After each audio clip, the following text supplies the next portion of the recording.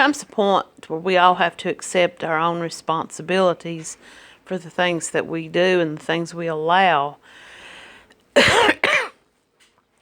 So while I feel no blame, even though I sometimes will catch myself thinking, I shouldn't have allowed this to happen, I shouldn't have allowed that to happen, I feel no blame for the early stages of our relationship and the way things took a turn.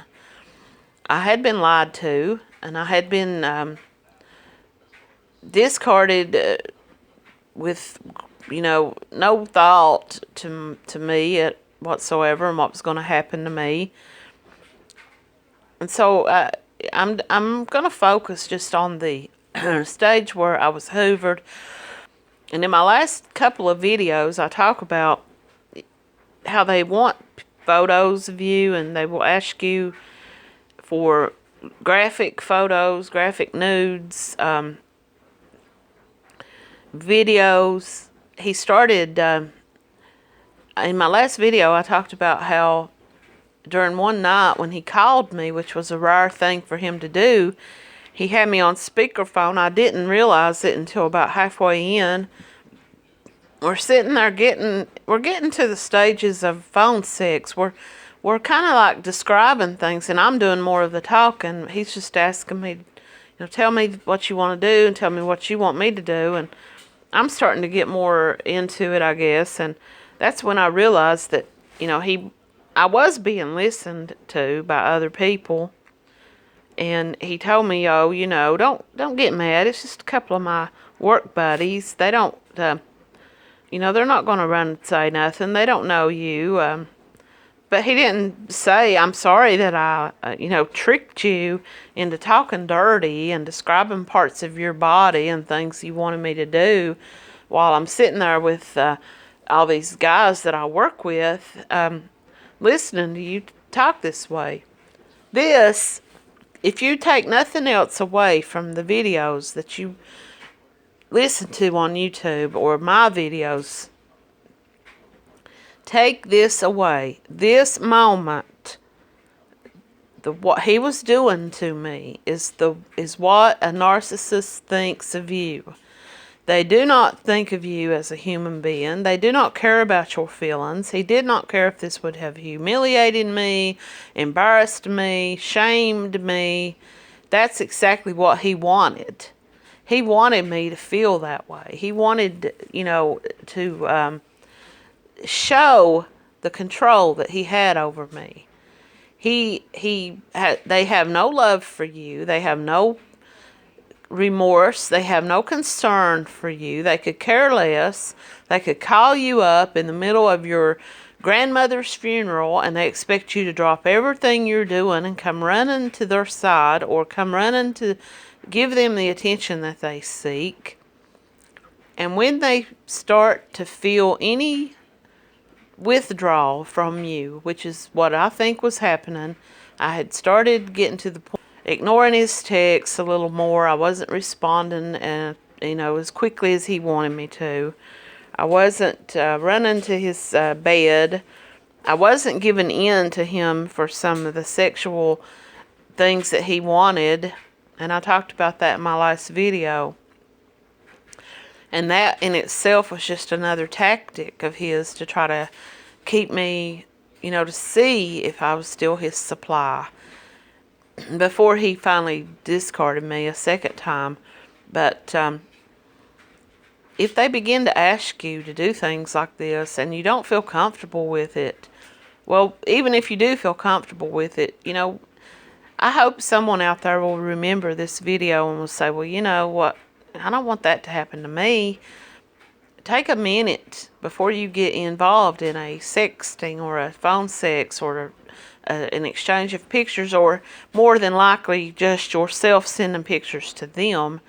And just think about, how you don't want to be humiliated, and just take a moment, step back, tell them you've got to go answer the phone or run to the bathroom or whatever you have to do, and just step away. Give yourself time to reconsider this. Give yourself time to think. And then you'll probably come to the conclusion that you really don't want to do that. But it got to the point where he was starting to ask for things. I mentioned that he wanted anal sex, and when I told him I just wasn't really into that, I mean, if you're into that and you enjoy that, more power to you. I'm not judging anybody, but for myself personally, I never enjoyed it. And if I'm not enjoying something that's being done to my body, or something, a sex act that I'm taking part in, if it's not pleasing to me, then I see no point in doing it. So I just told him, no, it's not something that I, want to take part in. Well, that was pretty much him telling me, well, if you're not going to let me do that, then I don't want to have sex with you at all. I don't have no need for you. So, I pretty much told him, okay, well, bye-bye, I'll see you later. He started trying to triangulate me with all the other women that he had had sex with throughout his life, and they all enjoyed it, and he couldn't understand why I was the only one that didn't want to do that. And they don't like it when you call them on their bullshit. They don't like it when you take your power back. They get more humiliating. They get more controlling. They start to gaslight you, which is when they will tell you something and then deny they ever said it, or they will take something that you told them and they will, change your words around and try to make you think. They will, I've heard this, now this never happened to me, but I've heard people on these videos say they will even hide your keys. They will, they will take money. They will say you paid a bill. Maybe they say they sent the bill in and they didn't pay it, and they make you think that you, was the one that forgot to pay it, or whatever it is. They try to control your mind by making you think that the things you're seeing and the things you're doing and the things you know to be real aren't. And that's one way that they operate. They just want to control your mind, and they want to control your body. And they want to use your body. So once they get your mind controlled and get you where they want you, they will try to control the rest of your parts of your life and the things that they can get you to do for them. And I think this is one reason why he discarded me early. And in the second phase and go around, when I started finally just saying, I don't feel anything. I don't want to be involved in this anymore. I'm done. And I started to pull away from him and wasn't responding to him. He saw that I was not someone that he could easily control, and I was not someone who would give in to his every whim because of fear of losing him.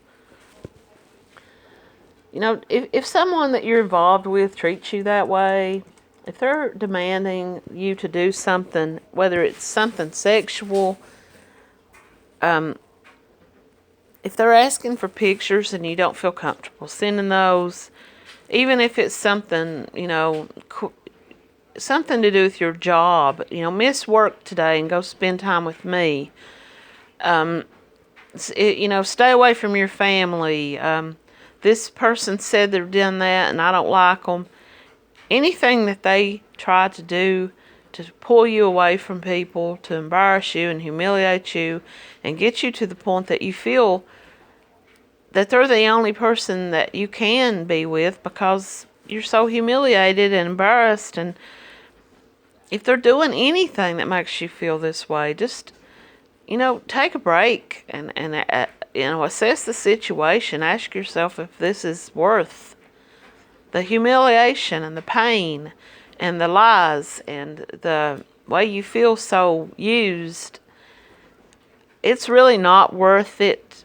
If someone loves you and wants to be in a relationship with you, they're not going to do anything that they know might come back later to embarrass you. They don't know if they lay their phone down at work or if they leave it somewhere and someone picks it up and looks through their phone and sees this.